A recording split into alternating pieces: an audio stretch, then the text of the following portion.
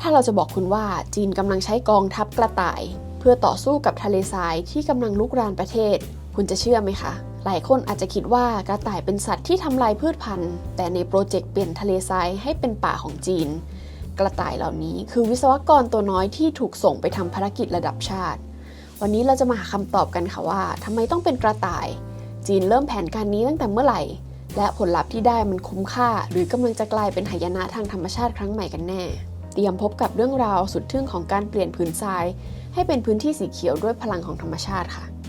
ต้องเท้าความก่อนนะคะว่าจีนประสบปัญหาทะเลทรายลุกลามมานานหลายสิบปีพายุทรายจากทะเลทรายโกบีและทักลามากันพัดถล่มปักกิ่งจนเป็นสีส้มอยู่บ่อยๆรัฐบาลจีนจึงเริ่มโครงการ Great Green Wall หรือกำแพงเมืองจีนสีเขียวมาตั้งแต่ปี 1978 แต่การปลูกต้นไม้เฉยๆมันไม่พอค่ะเพราะระบบนิเวศที่สมบูรณ์ต้องมีสัตว์อยู่ด้วยในช่วงปี 2010 เป็นต้นมานักวิจัยเริ่มสังเกตว่าในพื้นที่เริ่มมีหญ้าขึ้นการปล่อยสัตว์ฟันแท้อย่างกระต่ายลงไปในจำนวนที่เหมาะสมอาจช่วยกระตุ้นการเติบโตของพืชได้ดีกว่าการปล่อยให้หญ้าขึ้นเองตามธรรมชาติทำไมต้องเป็นกระต่ายเหตุผลแรกคือปุ๋ยเคลื่อนที่ค่ะ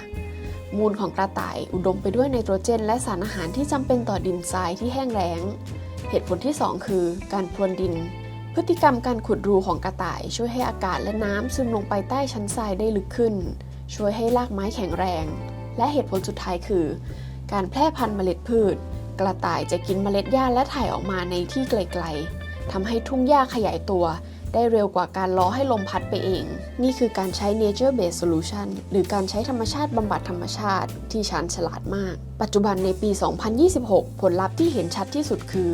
ทะเลทรายมูซูค่ะพื้นที่เกือบทั้งหมดถูกเปลี่ยนเป็นสีเขียวไปแล้วกระต่ายเหล่านี้ไม่ได้ถูกปล่อยแบบสุ่ม4สุ่ม5แต่มีการใช้ Big Data และโดรนตรวจสอบความหนาแน่นของประชากร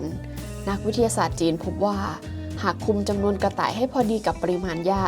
พวกมันจะช่วยให้ระบบนิเวศฟื้นตัวเร็วขึ้นถึง2 เท่าเมื่อเทียบกับพื้นที่ที่ไม่มีสัตว์อาศัยอยู่เลยตอนนี้พื้นที่เหล่านี้เริ่มมีสัตว์ชนิดอื่นตามมา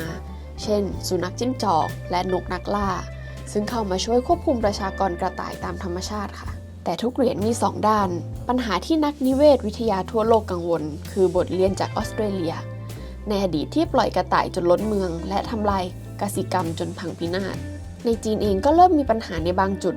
เมื่อหญ้าอุดมสมบูรณ์เกินไปกระต่ายก็ขยายพันธุ์เร็วเกินกว่าที่สัตว์นักล่าจะกินทันพวกมันเริ่มไปแทะเปลือกต้นไม้ที่เพิ่งปลูกใหม่ทำให้ต้นไม้ตายนอกจากนี้การขุดรูที่มากเกินไปในบางพื้นที่ก็ทำให้ดินทรุดตัวได้เช่นกัน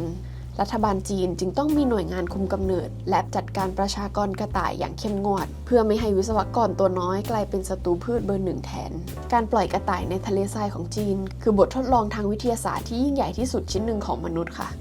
มันแสดงให้เห็นว่าเราสามารถซ่อมแซมโลกได้ถ้าเราเข้าใจธรรมชาติมากพอความสำเร็จนี้ไม่ใช่แค่เรื่องของกระต่ายแต่มันคือเรื่องของความสมดุลถ้าเราควบคุมมันได้เราก็จะได้พื้นที่สีเขียวกลับคืนมาแต่ถ้าเราละเลยมันก็อาจจะกลายเป็นบทเรียนราคาแพงแล้วคุณล่ะคะเชื่อในการใช้สัตว์ฟันแทะมากู้โลกแบบนี้ไหม